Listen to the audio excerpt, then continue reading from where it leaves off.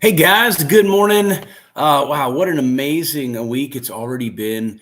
Just to be able to see so much work getting done on the church just in like day one and a half or so. We had over 50 people at the church last night just working away. If you missed our Facebook Live video, make sure you jump on it and check it out. Super cool just to be able to walk around and see all the hands helping, doing a great job. So, with that, though, we're going to jump into Second Timothy chapter 4. Just super blessed by this section of scripture as I read through it. It's going to be verse 16. It says this, Paul speaking, "At my first offense, no one stood with me, but all forsook me. May it not be charged against them." So Paul is communicating to Timothy that when he had gotten to Rome, that there was some sort of a formal trial which he had.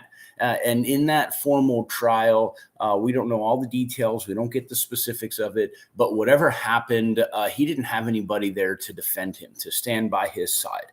It's clear here that there were people who could have. Now, we don't know who they all were, but whoever was there in Rome, whoever was there along with Paul, chose not to speak with him out of fear for themselves. And so Paul clearly would have been inflicted like some sort of like, you got to be kidding me, that this is really the way that it's going to go down.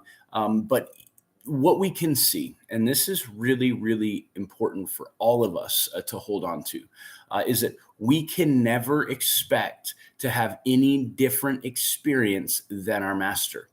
Anything other than the same things that Jesus Christ went to is simply God's mercy on our lives. So in his case, we know that Jesus as well, when push came to shove, who was there to testify and stand alongside of Jesus? No one was, not a single person.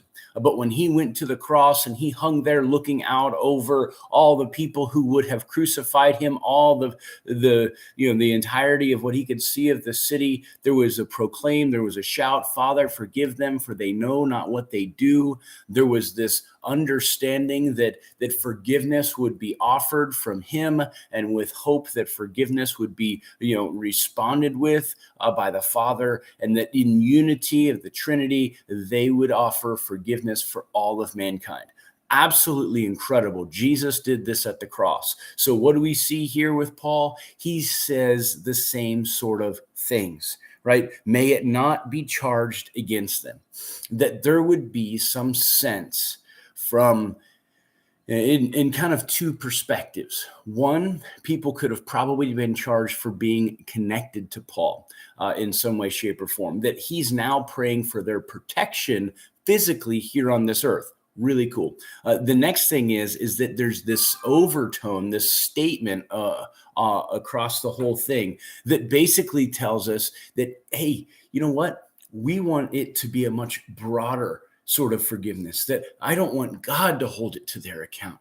Can you imagine like all the things that have to be gone through and dealt with personally, especially when you've been like kind of left to the lurch on your own, potentially to be put to death and nobody stands by your side? Like that's a point in time where you're just like, you know what, guys, I'm done with you. Forget you. I can't believe that really was the case. But what does he do? Completely different heart, completely different attitude, wasn't it? His attitude was, I don't want it to be held to their account.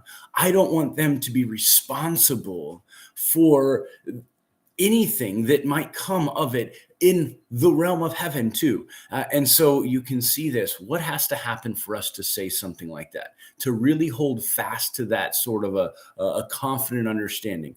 This is what has to happen, right? You have to first be able to have a clear heart and conscience with those people yourself. For you to say, God, don't hold it to their account, and then you hold it to their account is completely contradictory. And so Paul has found the secret that so many people around the whole world haven't discovered, is that first of all, he's received forgiveness from the Father, and now he himself must offer forgiveness in its fullest extent, that would not be held to their account. Now, as that forgiveness is offered, there probably has been some trust that's been, has been lost. We can see Demas, he has forsaken me. right? Having loved this present world and departed, right? And so you can see Alexander the coppersmith, who did him much harm, right? And knowing that the Lord would deal with him as was necessary. So you can see that the relationships wouldn't be the same, but what would be clear? What would be cleared would be the fact that Paul would walk the road of Christ, and that road would be one of great forgiveness.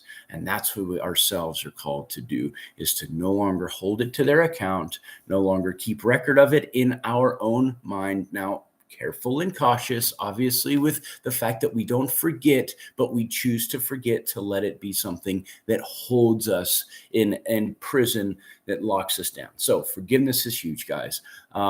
Just take some time today as you're driving, or you have some time in the morning, and just pray. Is there somebody who I have not really walked through forgiveness? Well, this is the road of Christ. If you want to be like Christ, you're going to have to follow in the footsteps of Paul and follow in the footsteps of Jesus Christ and walk out forgiveness, making sure you no longer hold it to somebody's account. And may there be great freedom because of it. Love you guys. Be encouraged and strengthened in the Lord. And may we see you guys tomorrow morning. God bless y'all.